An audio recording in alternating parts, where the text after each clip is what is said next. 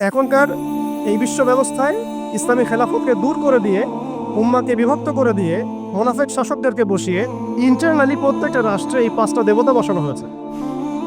Democracy, এইথিজম, আর বললাম কি nationalism, একটা কি বললাম, কমিউনিজম এবং সেকুলারিজম, DANCS, কিছুটা ড্যান্সের মতো আর কি। আসলে এরা বিশ্বকে নাচাচ্ছেই, এরা এইসব মতবাদ দিয়ে বিশ্বকে নাচিয়ে বেড়াচ্ছে আর কি। তারা নিজেরা নাচে না এগুলোতে, বরং তারা এগুলোর মধ্য দিয়ে মুসলিমদেরকে নাচায়।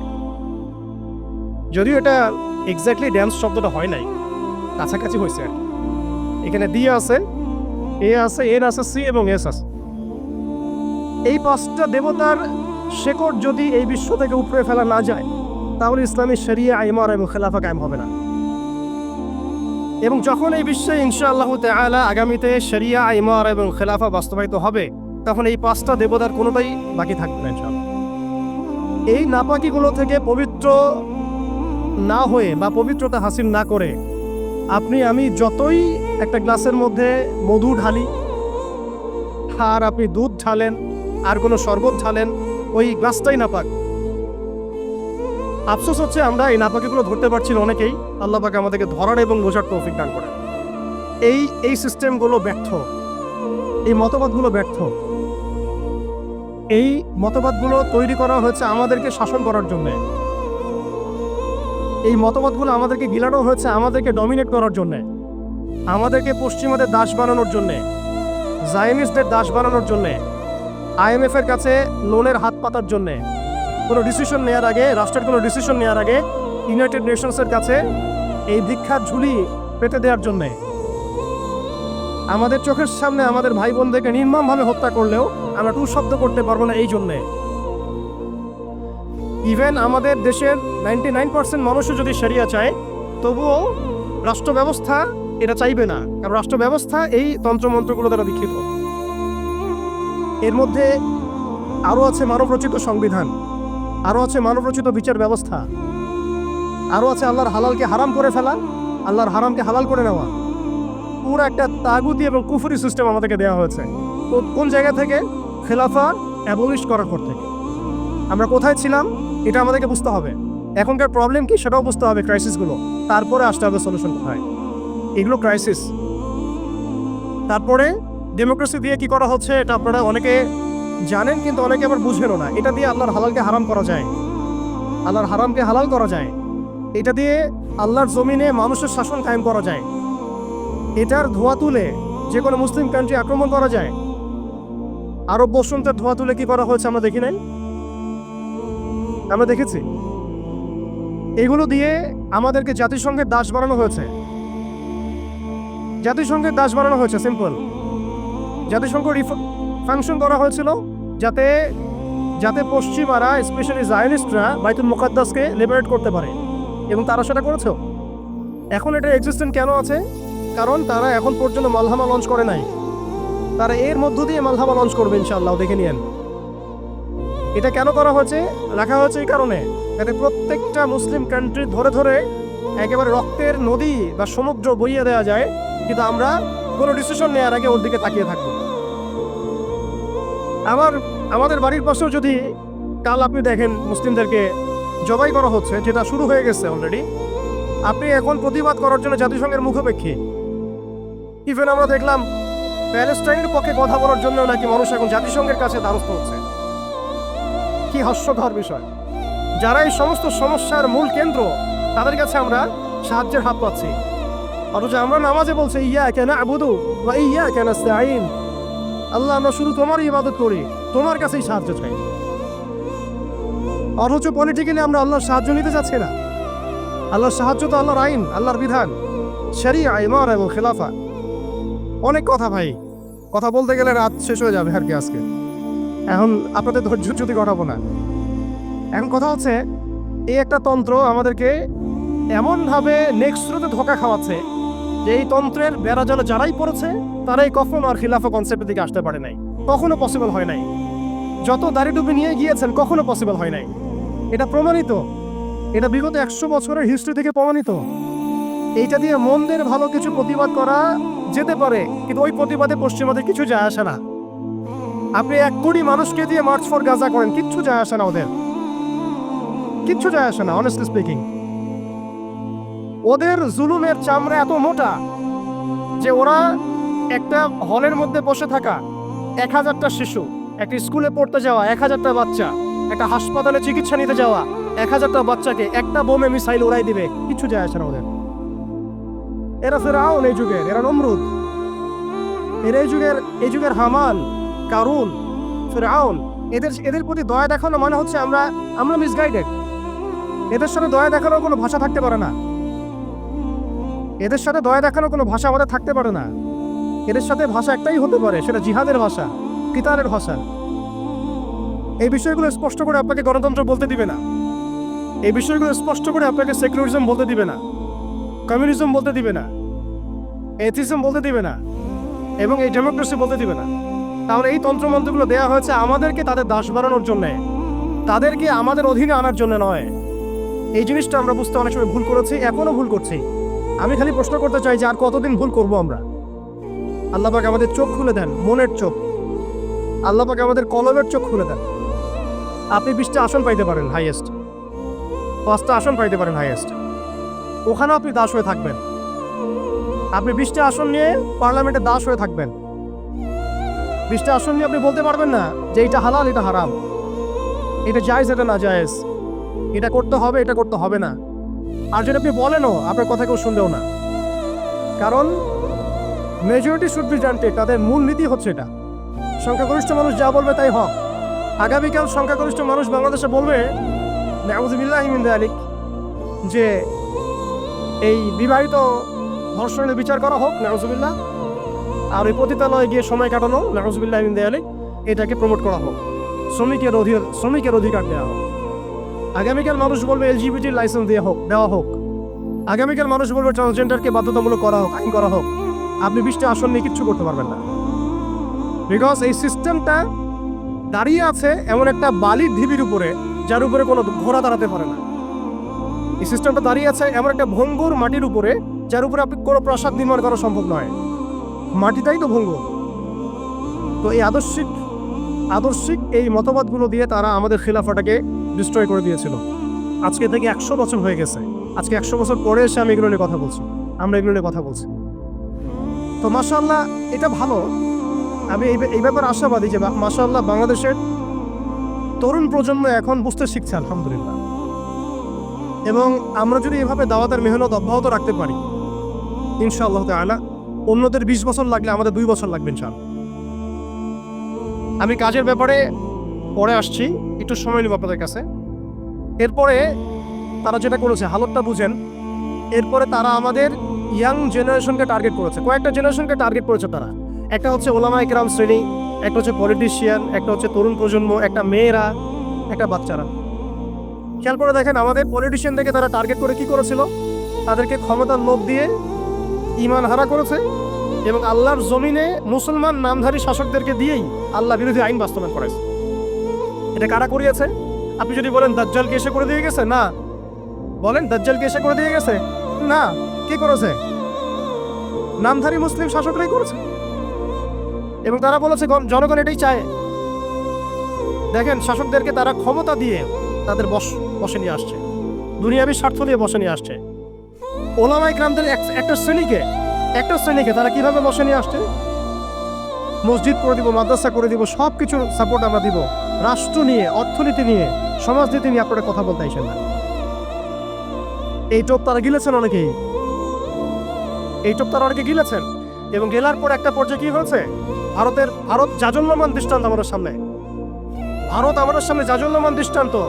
যখন আল্লামা আবুল হাসান আলী নদভী রহমতুল্লাহি আলাইহি বলেছিলেন, ইতিহাসের এমন কিছু সন্ধিক্ষণ আসে যখন রাজনৈতিক বিচক্ষণতার অভাবে মুসলিমরা যদি এমন কোনো সিদ্ধান্ত নেয় যে সিদ্ধান্তটা যুগোপযোগী না, তাহলে সেই একটা সিদ্ধান্ত উম্মাহকে 100 বছর পিছায় দেয়। আপনারা পড়ে দেখেন ওই বইটা, মুসলিমদের পতনে বিশ্ব কি হারালো, ওইটা পড়ে দেখেন। ঠিক আমরা দেখুন, আমরা মনে করেছি আমরা একটা ইসলামিক রাষ্ট্র, আমরা একটা রাষ্ট্রে আছি, এই রাষ্ট্রের হিন্দু গভর্নমেন্ট, কোনো সমস্যার কিছু নাই। তারা আমাদেরকে মসজিদ দিয়েছে, মাদ্রাসা দিয়েছে, সবকিছু ঠিকঠাক চলছে। হঠাৎ দেখা গেল যে উগ্রপন্থী কিছু হিন্দু এসে সব সিজ করে ফেললো এবং দিনে দুপুরে তারা এখন মানুষকে কুপিয়ে হত্যা করছে, পিটিয়ে হত্যা করছে, বাড়ি ঘর ভেঙে ফেলছে, মসজিদ ভেঙে ফেলছে, মাদ্রাসা সিলগালা করে দিচ্ছে। কোথায় গেল আমার খানকা, কোথায় গেল আমার মসজিদ, কোথায় গেল আমার মাদ্রাসা, কোথায় গেল আমার জনগণ, কোথায় গেল আমার মায়ের সম্মান, সব চলে গেল। কিসের অভাবে? রাজনৈতিক ক্ষমতার অভাবে। অর্থাৎ রাজনৈতিক দৃষ্টি এবং দর্শন বিবর্জিত কোনো দাওয়াত কখনো চূড়ান্ত সাফল্য আনতে পারবে না। আমরা অনেকেই পশ্চিমাদের টোপে পা দিয়েছি যে মসজিদ মাদ্রাসা সব তো ঠিকঠাক চলছে, আমাদের পলিটিক্স নিয়ে কথা বলার দরকার নেই, আমাদের ইসলামী রাষ্ট্র ব্যবস্থা কায়েম নিয়ে কথা বলার দরকার নাই, ইসলামী অর্থ ব্যবস্থা নিয়ে কথা বলার দরকার নাই, আমাদের জিহাদ ফি সাবিলিল্লাহ নিয়ে কথা বলার দরকার নাই। আমরা নিজেরাই আমাদেরকে এই ধ্বংসের মুখে ঠেলে দিয়েছি। এরপর আরো সমস্যা, তারা আমাদের ইয়াংদেরকে টার্গেট করেছিল। দেখেন ইয়াংদেরকে টার্গেট করে কত মেহনত তারা করেছে।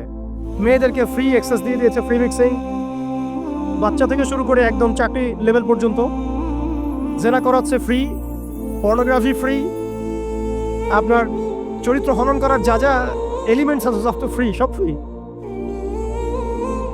আর মেয়েদেরকে বেপর্দা করে বাইরে নিয়ে আসছে,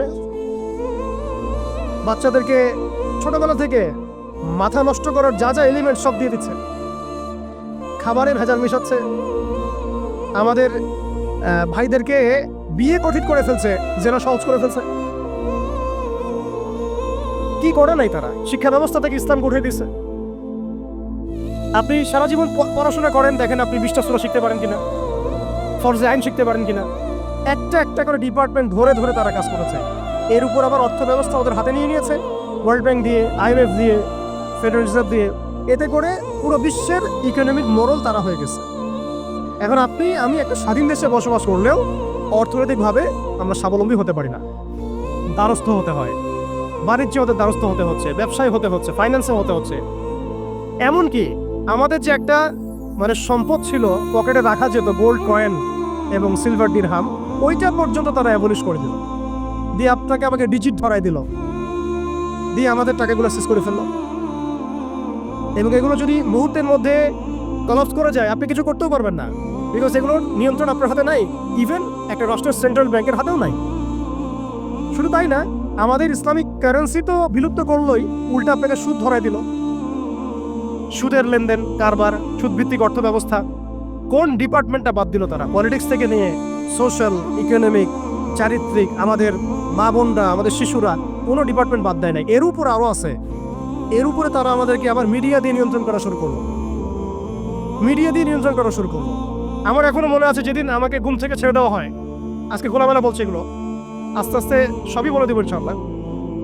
যেদিন আমাকে ছাড়া হয়েছে ওই দিন আমাকে বলা হয়েছিল যে আমি যদি ঘুমিয়েও থাকি তবু আমাকে ঘুমের মধ্যেও মনিটর করার জন্য মানুষ থাকবে।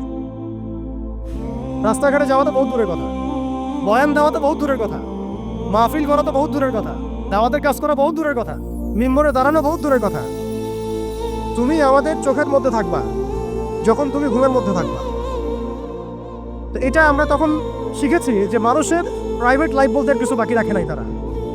আপনি ফোন নিয়ে যা করতেছেন এভরিথিং তারা মনিটর করতে পারে, এভরিথিং।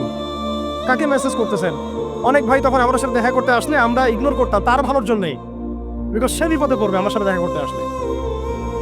এবং আপনি যেটা বলবেন সে বলার জায়গাটা আপনাকে দেওয়া হয় নাই, রাখা হয় নাই, আপনি ট্রিগারের সামনে আছেন। তো আল্লাহ পাকে সন্তুষ্টির জন্য কথা শুনেছি, অনেক সহ্য করেছি, মেনে নিয়েছি, গালি মন্দও খেয়েছি। আর এটাকে সুন্দর করে নাটক সাজানো হয়েছিল যে পারিবারিক কলহের কারণে আত্মগোপনে চলে গেছে। পারিবারিক কলহের কারণে আত্মগোপনে আমার সাথে আরো 4 জন কিভাবে গেল, আমার গাড়িও বা কিভাবে গেল। আর বাংলাদেশের গোয়েন্দা সংস্থার হেডকোয়ার্টারে আমার লাস্ট লোকেশন কিভাবে পাওয়া যায়, ম্যাপ কিভাবে ট্রেস হয়, মিডিয়া দিয়ে মানুষকে খাওয়ানো। এই কথাটা বলতে কি এখানে আসছি যে শুধুমাত্র টেকনোলজিক্যাল নিয়ন্ত্রণ ওদের কাছে আছে এমন না, ইভেন মিডিয়া দিয়ে তারা দিন রাইট নাও। এখন আপনারা এই মিডিয়াদেরকে খুব মাথায় তুলতেছেন। এখন কয়েকদিন আগে তারা ফ্যাসিস্টের পক্ষে ছিল, আজকে মনে করছেন সে আপনার দলে চলে আসছে। তাদের কোনো ধর্ম থাকে না, মিডিয়ার কোনো ধর্ম থাকে না, যেদিকে ফ্লো সেদিকে তারা যাবে। এবং যদি দেখেন আমরা এই গুটি কয়েক মানুষ কালকে বাংলাদেশে শরিয়া কায়েম করে ফেলতে পারি ইনশাআল্লাহ তাআলা। আমি বলছিলাম যে আপনি আপনার বিশ্বাসের জায়গাটাকে এতটা নরম করবেন না, এতটা সস্তা করবেন না। কারণ কাফেরদেরকে, ফাসেকদেরকে, জালেমদেরকে, মুশরিকদেরকে, মুনাফিকদেরকে এবং এই চলমান এই মিডিয়া সিস্টেমগুলোকে, তাগুতি সিস্টেমগুলোকে এত সহজে বিশ্বাস করতে নাই। তারা দিনকে রাত বানাতে পারে, রাতকে দিন বানাতে পারে। আজকে আপনাকে জঙ্গি বলতে পারে, কালকে আপনাকে ফ্রিডম ফাইটার বলতে পারে। আজকে যদি দেখে এইসব ওয়ার্ডগুলো এই সিস্টেমের এগেনস্টে যাচ্ছে, তখন আমাদেরকে তারা ট্রেস করবে, তারা উগ্র, তারা মৌলবাদী, তারা জঙ্গিবাদী কর্মকাণ্ড করতেছে না, আউযুবিল্লাহি মিন যালিক। ঠিক আছে, কিন্তু যদি দেখা যায় কালকে তারাই আবার বিজয়ী হয়ে গেছে, তখন তাদেরকে আবার তারা হাইলাইট করবে এবং তাদের পেজগুলো, নিউজ কভারেজগুলো ভরে যাবে। অতএব মূল জায়গায় থাকেন। তাদেরকে দিয়ে কিছু যায় আসে না। ইসলামের আহলুন নিফাকদেরকে দিয়ে কিছু যায় আসে না। আমি একটা পয়েন্ট টাচ করতে গিয়ে জায়গায় এসেছি যে দেখেন, আমাদের ওই উম্মার ওই গৌরবান্বিত সময়টাকে স্মরণ করেন। আমরা কোথায় ছিলাম এবং এখন কোথায় আছি। মাঝখানের এই রাস্তাটাতে ওরা আমাদেরকে কিভাবে ডমিনেট করলো, কোন কোন জায়গায় তারা আমাদেরকে মারলো। তারা কিন্তু আমাদেরকে ভাতে মারলো, অর্থনীতির মধ্যে মারলো, রাজনীতির মধ্যে মারলো, সংস্কৃতির মধ্যে মারলো, তরুণ প্রজন্মের মধ্যে মারলো। তারা আমাদেরকে কিন্তু বেপরদামি দিয়ে মারলো, পর্নোগ্রাফি দিয়ে মারলো, মিডিয়া দিয়ে মারলো, প্রযুক্তি দিয়ে মারলো। প্রযুক্তির কথাটা না বললেই না।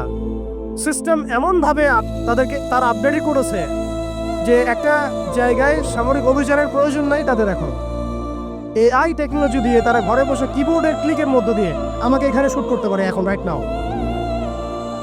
নাও আমরা কিছু করতে পারবো না এবং আমাদের কোনো প্রতিরক্ষা ব্যবস্থা নাই। আপনি কোথায় বসে আছেন ওইখানে আপনাকে শুট করা সম্ভব। প্রযুক্তি এমন জায়গায় নিয়ে গেছে তারা। আপনি মুসলিম কান্ট্রিগুলোর অবস্থা দেখেন। আমরা বাংলার জমিনে দিন কায়েমের কথা বলছি, বাংলার জমিনের ল্যাকিংসগুলো আপনি ফাইন্ড আউট করেন। আমাদের কি আকাশ নিরাপদ? সমুদ্র কি নিরাপদ? আমাদের কি মিসাইল আছে, ক্ষেপণাস্ত্র ব্যবস্থা আছে, আকাশ প্রতিরক্ষা ব্যবস্থা আছে? আমাদের কি এরকম প্রযুক্তি আছে? আমাদের কি ইমানদের এমন মিলিটারি বাহিনী আছে কিনা? অনেক বিষয় আছে যেগুলো নিয়ে আমাদেরকে ভাবতে হবে। নাই, এটা হতাশার কোনো কারণ না। এবং আমাদের সব কিছুই লাগবে, জরুরি হোক না, এটাও মাথা দিচ্ছি। নাই, অনেক কিছুই নাই, এটা হতাশার কোনো ব্যাপার না। এবং অনেক কিছু যে নাই, এটা আমাদের ভীরুতারও কোনো সুযোগ এখানে রাখার দরকার নাই। ঠিক আছে, যতটা সম্ভব আমরা অর্জন করার চেষ্টা করবো ইনশাল্লাহ। কিন্তু যদি নাও হয় 100%, তবুও আমাদের ভয় পাওয়ার কোনো কারণ নাই। কারণ আমাদের সাহায্য আসবে আল্লাহর পক্ষ থেকে। ইনশাআল্লাহ। এবং আপনারা এই আয়াতটা জানেন যে কাম মিন ফিআতিন কালিলাতিন গালাবাত ফিআতান কাসীরাতান বিইذنিল্লাহ। কত ক্ষুদ্র ক্ষুদ্র দল এই পৃথিবী থেকে চলে গেছে, যারা বড় বড় দলের উপর বিজয় লাভ করেছিল আল্লাহর সাহায্য। অতএব এটা আমি বলছি যাতে আমরা একটা যুগের সাথে তাল মেলাতে পারি। অন্ততপক্ষে কিছু প্রস্তুতি আমাদের থাকা তো দরকার। ব্যাপারটা তো এমন নয় যে আমরা গেলাম, জায়নামাজে দাঁড়ালাম, দোয়া করলাম, যুদ্ধে জয়লাভ করলাম। এভাবে কিন্তু যুদ্ধ জয় হয় নাই। আপনারা বদরের যুদ্ধের ইতিহাস যদি পড়েন, দেখবেন নবী সাল্লাল্লাহু আলাইহি ওয়াসাল্লাম আগের রাত্রে গিয়েছেন, বৃষ্টি হয়েছে, জায়গা দখল করা হয়েছে, আমরা কূপ দখল করেছি যাতে পানি আমাদের কাছে থাকে, সৈন্য বিন্যাস করা হয়েছে, যতটা ট্যাকটিক নেওয়ার প্রয়োজন সব আমরা নিয়েছি। তারপরে দোয়া, সুবহানাল্লাহ, দোয়া হতে হতে হতে হতে কাঁধ থেকে চাদর পড়ে যাচ্ছে। আবু বকর রাদিয়াল্লাহু আনহু এসে বলছেন যে ইয়া রাসূলুল্লাহ, যথেষ্ট হয়েছে, আপনি থামেন, আল্লাহ আপনার সাথে আছেন, আল্লাহ আপনার দোয়া ফেলবেন না ইনশাআল্লাহ। এরপরে দেখলেন 313 নিয়ে আমরা ওদেরকে হারালাম। সবকিছু প্রয়োজন আছে। তো আমাদের অবস্থাটা এখন এমন একটা জায়গায় আছে যে ওই খিলাফা যাওয়ার পর থেকে উম্মাহ আজকে এই জায়গায় চলে আসছে। এটা একদিনে হয় নাই, 100 বছর লাগছে। এটা ভাই একদিনে হয় নাই, 100 বছর লাগছে। ওরা 100 বছর মেয়াদি প্ল্যান করেছিল, আরো বেশি প্ল্যান করেছে। ওরা তো প্ল্যান করেছে পুরো প্যালেস্টাইনের এই হোলি ল্যান্ডটাই তারা দখল করবে। এটা ওদের প্ল্যান, এটা আমরা জানি। জায়নাস ব্যান্ড এইটা ইরাকের ইউফ্রেটিস নদী থেকে একেবারে মিশরের নীল নদ পর্যন্ত ওরা দখল করতে চায়। ওরা শুধু গাজ্জা চায় না, ওরা পুরো হোলি ল্যান্ডটাই চায়। এবং এই জায়গা থেকে তারা মসিহুদ দাজ্জালের শাসন কায়েম করতে চায় এবং তারা পুরো বিশ্বটাকেই ডমিনেট করতে চায়। যারা তার আনুগত্য করবে তাকে তারা খাবার দিবে, বাঁচিয়ে রাখবে, দুনিয়াবী সমৃদ্ধি দিবে। যারাই তাদের এই কুফরের প্রতিবাদ করবে তাদেরকে তারা আস্ত রাখবে না। এটা ওদের প্ল্যান, এটা ওপেন সিক্রেট, সবাই জানে। এদিকে তারা হচ্ছে, এই জন্যই তারা এই কাজগুলো করছে। এবং এই কারণে আপনি দেখবেন কোরআন মনে হচ্ছে যেন আজকেই নাজিল হলো। কোরআন থেকে যদি আপনি পড়েন মনে হবে আজকেই যেন নাজিল হলো। আল্লাহ পাক বলেছেন, ইয়া আইয়ুহাল্লাযীনা আমানু লা তাত্তাখিযুল ইয়াহুদা ওয়ান নাসারা আউলিয়া। হে মুমিনগণ, তোমরা ইহুদি এবং নাসারাদেরকে বন্ধুরূপে গ্রহণ করো না। বা'দুহুম আউলিয়াউ বা'দ, এরা একে অপরের বন্ধু। তারা আজকে মিলেমিশে সারা বিশ্বে কি করতেছে দেখেন। বা'দুহুম আউলিয়াউ বা'দ, আল্লাহ আমাদেরকে আগেই বলেছিলেন। আল্লাহ পাক আরো সতর্ক করেছেন, ওয়া মান ইয়াতাওয়াল্লাহুম মিনকুম ফাইন্নাহু মিনহুম। তোমাদের মধ্যে কেউ যদি ওদের সাথে হাত মিলাও, ওদের দিকে মুখ ফিরাও, তোমরা তাদের অন্তর্ভুক্ত। আজকে দেখেন পুরো আরবের মধ্যে কারা ওদের দিকে মুখ ফিরাইছে, পুরো বিশ্বে কারা ওদের দিকে মুখ ফিরাই নিছে। প্রত্যেকটা সেকুলার রাষ্ট্রের শাসক ওদের দিকে মুখ ফিরাইছে। প্রত্যেকটা ডেমোক্রেটিক কান্ট্রির শাসক দেখেন আজকে ওদের দিকে মুখ ফিরাইছে। আপনি এইসব তন্ত্রমন্ত্রগুলোর কথা আগে যেগুলো বললাম, এগুলোর দ্বারা যারা শাসিত হচ্ছে তারা কেউই ওদের থেকে বিচ্ছিন্ন নয়, বরং তারা ওদের অংশ, এবং তারা ওদের পারপাস সার্ভ করতেছে ওই অঞ্চলে। দাজ্জাল কি আসলে? সে তো একটা ব্যক্তি হবে, কিন্তু দেখেন ওর সিস্টেম কিন্তু অলরেডি ডেভেলপ করে ফেলছে। সে কি প্রত্যেকটা জায়গায় পায়ে হেঁটে হেঁটে গিয়ে শাসন করবে? আপনাদের তাই মনে হয়? সে প্রত্যেকটা জায়গায় তার এজেন্টদেরকে বসাবে। এটাই বাস্তব। উমর রাদিয়াল্লাহু আনহু মদিনা থেকে পুরো বিশ্ব শাসন করেছেন। তিনি কি প্রত্যেকটা জায়গায় পায়ে হেঁটে হেঁটে গিয়েছেন? এটা কি পসিবল? ইসলামের প্রতিনিধি ছিল, সাহাবায়ে কেরাম বিভিন্ন জায়গায় ছিলেন তার পক্ষ থেকে। মাসিহুদ দাজ্জাল অনেকটা সেম কাজ করতে পারে। দেখুন, খেয়াল করে সে তার অনুসারীদেরকে সব জায়গায় বসিয়ে দিয়েছে। সবাই তার ভাষায় কথা বলছে। বিবিসি, সিএনএন, তারা যে ভাষাগুলো চয়ন করে সেই ভাষায় আমাদের রিপোর্ট করা হয়। ওরা যে মিডিয়াগুলো, FBI, ওরা যে রিপোর্টগুলো প্রদান করে, ওই রিপোর্টের আলোকে আমাদের এখানে প্রশাসনিক বাহিনী কাজ করে। তারা যেভাবে ফাংশন করে সেইভাবে কাজ করা হয়। পুরো বিশ্বটা যেন একটা সিস্টেমের মধ্যে নিয়ে আসা হয়েছে। এটাই হচ্ছে একটা দাজ্জালীয় ওয়ার্ল্ড অর্ডার। এই ওয়ার্ল্ড অর্ডারটাই তারা ফাংশন করেছিল আমাদের খেলাফতটাকে অ্যাবলিশ করার পরে।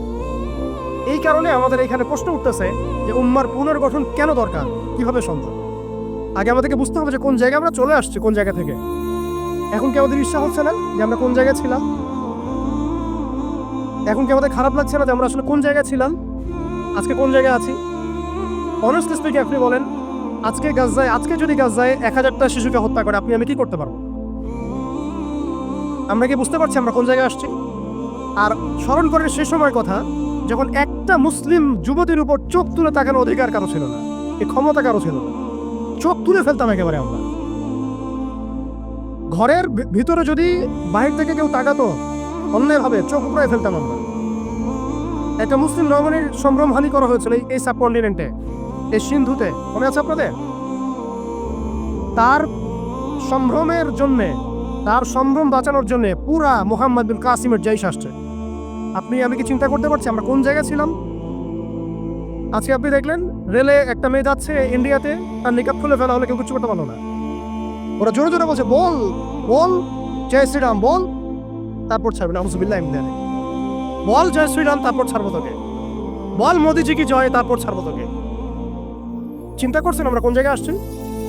আমাদের কি ভারতে মসজিদের অভাব আছে, মাদ্রাসার অভাব আছে? ভারতে কি মুসলমানদের সংখ্যার অভাব? তাহলে কেন এই জায়গায় আসলো? একটাই কারণ, রাজনৈতিক শক্তি না থাকলে উম্মার অবস্থাই হয়। রাজনৈতিক শক্তি, হ্যাঁ, রাজনৈতিক শক্তি হচ্ছে এখন আমাদের মূল লক্ষ্য হওয়া দরকার। একটা অঞ্চলে ইসলামী ইমারা শরিয়া কায়েম করার জন্য 100% মানুষের 100% পরিপূর্ণ মুসলিম হওয়া শর্ত না। জি, বরং একটা অঞ্চলের মানুষের মধ্যে যদি মুসলিমের মানুষও একদম খালেস মুখলেস হয়, মুত্তাকি হয়, পরহেজগার হয়, ইমানদার হয়, একদম সিরাতের আদলের সব সুন্নাহগুলো মেনে চলে, ওই গুটি কয়েক মানুষের দ্বারা ইনশাআল্লাহ একটা বড় অঞ্চলে খেলাফত প্রতিষ্ঠা করা সম্ভব। আমি একটা এক্সাম্পল দিচ্ছি, আমি আমার আউট অফ হেডস কথা বলছি না। মদিনা রাষ্ট্র যখন কায়েম হয়েছে, আমাদের কি মনে হয় মদিনার 100% মানুষই মুসলিম হয়েছিল? কখনোই না। মদিনায় আনসার সাহাবী তারা মুসলিম ছিলেন, আওস ও খাজরাজ গোত্রে হিজরত করে গিয়েছেন মুহাজির সাহাবীরা। এতটুকু ইসলাম, এতটুকু মুসলিম আমাদের। বাকি বহু অংশে মুনাফিক, আব্দুল্লাহ বিন উবাইর অনুসারী, আর বড় বড় 3টা গোত্র আছে ইহুদিদের, বনু কোরাইজার, বনু কাইনুকার, বনু নাজিরের, খায়বার ইহুদিরা আছে, পত্তলিকরা আছে, কিছু নাসারাও আছে আশেপাশে। তারপরেও সেখানে ইসলামী রাষ্ট্র কায়েম হয়েছে। এই শর্তটা যারা জুড়ে দিচ্ছেন এটা ঠিক হচ্ছে না, যে একদম 100% মানুষের ইসলাম না হওয়া পর্যন্ত আমাদের এখানে ইসলামী শরিয়া কায়েম করা যাবে না, এই কনসেপ্ট ঠিক না। বরং আপনি দেখেন, একটু খেয়াল করে দেখেন, একটা এক্সাম্পল দেই, জুলাই অভ্যুত্থান, ঠিক আছে? এই সময় মাঠে ময়দানে ছিল সব মিলায় ধরেন 20% মানুষ এই বাংলাদেশের, বাকি 80% মানুষ ঘরেই ছিল, আজও ঘরে আছে, শরিয়া কায়েম হলেও ঘরেই থাকবে। আপনি খেয়াল করে দেখেন, তাদের কিছু যায় আসে না, তারা যেভাবে ছিল সেভাবে আছে। আগে ছিল একটা শাসন, তাদের কাছে মনে হচ্ছে এখন আরেকটা শাসন আসবে। তাদের চিন্তাতে এতটুকু, চিন্তার লিমিটেশন এতটুকুই। একজন গেছে আরেকজন আসবে, একটা তাগুত গেছে আর একটা তাগুত আসবে, মদের বোতল চেঞ্জ হবে, মদ সেম থাকবে, ওদের চিন্তাটা এমনই। তো এত মানে আমাদের কঠোর চিন্তার প্রয়োজন নাই যে 100% মানুষ মুসলমান পরিপূর্ণ না হওয়া পর্যন্ত শরিয়া কায়েম হবে না। আমি এই পয়েন্টটাতে একটু সময় নিয়ে নিলাম। দেখেন ভারতের অবস্থাটা আমাদেরকে খুব পীড়া দিচ্ছে। ভারতের অবস্থা আমাদেরকে অনেক পীড়া দিচ্ছে না? এটা দেওয়ার পরেও কিন্তু আমি কিছু করতে পারছি না। এটা যদি আল্লাহ না করুক যদি এটা বাংলাদেশে হয়, আল্লাহ না করুক যদি বাংলাদেশে হয়, তখন আপনার ফতোয়া কি হবে, আমাদের ফতোয়া কি হবে, এটা আমাদের এখন স্পষ্ট করা উচিত। এবং যেটার আশঙ্কা আমরা করি সেটার প্রিপারেশন কেন আমরা নিব না? যেটার আশঙ্কা আমরা করি বা যেটা আমরা বুঝতে পারছি এটা হতেই পারে, অসম্ভব কিছু না, তাহলে তার প্রিপারেশন আমরা কেন রাখবো না? এটা আমার প্রশ্ন। আর ভারতের মুসলিমরা কি কখনো ভেবেছিল আজকে থেকে 10 বছর আগে এমনটা হবে? ওয়াকফ বিলের মাধ্যমে আমাদের সব সম্পত্তি তারা গ্রাস করে ফেলবে, কেউ কি ভাবছে? আচ্ছা আমাকে একটা প্রশ্ন উত্তর দেন, আগামীকাল যদি দারুল উলুম দেওবন্দ তারা দখল করে ফেলে, বলেন আগামীকাল যদি তারা বলে দারুল উলুম দেওবন্দ আমাদের, এখান থেকে বের হও সবাই, কি করবেন আপনারা? না আমরা কি করবো? ফতোয়া কি আসবে? কোন স্ট্রং ফতোয়া আসবে কিনা? সেটাকে প্রতিহত করার জন্য আমাদের জীবন দেওয়ার প্রশ্ন আসবে কিনা? এটাই তো কথা। যদি হ্যাঁ হয়, তাহলে আজকে আমরা ভারতের মুসলমানদেরকে মৃত্যুর হাতে ছেড়ে দিচ্ছি কিভাবে? আর যদি না হয় তাহলে তো কিছু বলার নাই। মানে আমাদের সামনে রাস্তা তো দুইটা, হয় তাদের সামনে, আমাদের বলতে আমি তাদেরকে আমাদের অন্তর্ভুক্ত করে বোঝাচ্ছি, তাদের সামনে রাস্তা দুইটা, হয় এখন তাদের মার খেয়ে মরবে জিল্লতির সাথে, থুতু চাটাচ্ছে তারা রাস্তায়, আমাদের মুসলিম ভাইদেরকে তারা থুতু চাটাচ্ছে রাস্তায়, মেয়েদেরকে নগ্ন করতেছে, বাড়িঘর জ্বালাই দিচ্ছে, মসজিদ ভেঙে দিচ্ছে, মাদ্রাসা দখল করতেছে, গরুর গোশত নিয়ে গেলে পিঠায় মেরে ফেলতেছে, বাবার সামনে মেয়েকে ধর্ষণ করতেছে। সবচেয়ে বড় কথা, আমাদের নিরপরাধ ভাইদেরকে তারা একটা ইস্যু ক্রিয়েট করে হত্যা করতেছে। এটা একটা জেনোসাইড, গাজার মতোই একটা অবস্থা তারা সৃষ্টি করছে ভারতে, কাশ্মীরে। এখন কথা হচ্ছে তাদের সামনে অপশন কয়টা? হয় তারা এই জিল্লতিগুলো সহ্য করে এভাবে লাঞ্ছনার মৃত্যু মরবে, অথবা প্রতিহত করে শাহাদাতের মর্যাদায় মারা যাবে, শহীদ হবে। এর বাইরে কোনো রাস্তা আছে কিনা?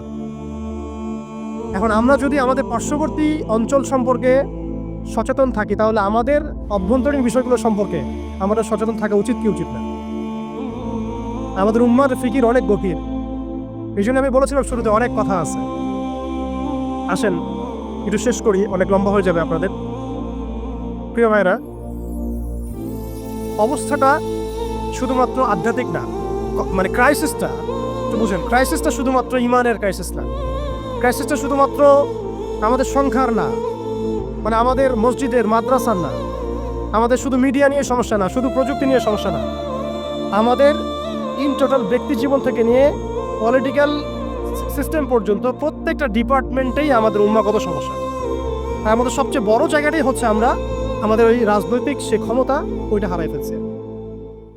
আল্লাহ পাক আমাদের সবাইকে উম্মার সেই হারানো জায়গায় ফিরে যাওয়ার তৌফিক দান করে। এখন তো প্রশ্ন একটা আসতেছে যে এটা কি পসিবল কিনা, এটা পসিবল কিনা সেটা আমি না বলে হাদিস থেকে বলি। রাসূলুল্লাহ সাল্লাল্লাহু আলাইহি ওয়াসাল্লাম আখিরুজ জামানের হাদিসগুলোর মধ্যে অনেকগুলো হাদিস, এইগুলোর মধ্যে ইরশাদ করেছেন।